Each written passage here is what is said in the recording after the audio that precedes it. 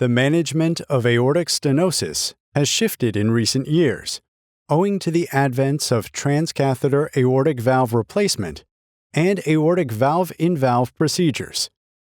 In this study, records from the Society of Thoracic Surgeons Adult Cardiac Surgery database between 2011 to 2022 were retrospectively analyzed to evaluate outcomes of surgical aortic valve replacement in patients with severe aortic stenosis.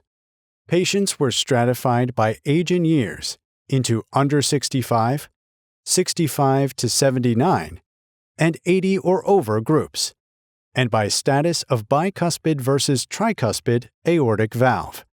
There was an increasing surgical volume trend over time in patients under 65 years of age, and a decreasing trend in older patients.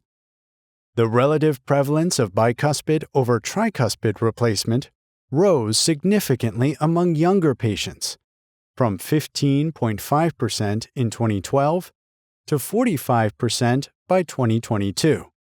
Patients under 80 years of age who underwent bicuspid replacements had better observed versus expected outcomes in terms of operative mortality, postoperative morbidity and mortality, and strokes. Operative mortality was found to be inversely proportional to the volume of procedures performed at the treatment center. This analysis revealed that trends in surgical aortic valve replacement are shifting toward younger patients undergoing bicuspid procedures. These patients appear to have better than expected surgical outcomes, which should be accounted for when performing preoperative risk stratification analyses.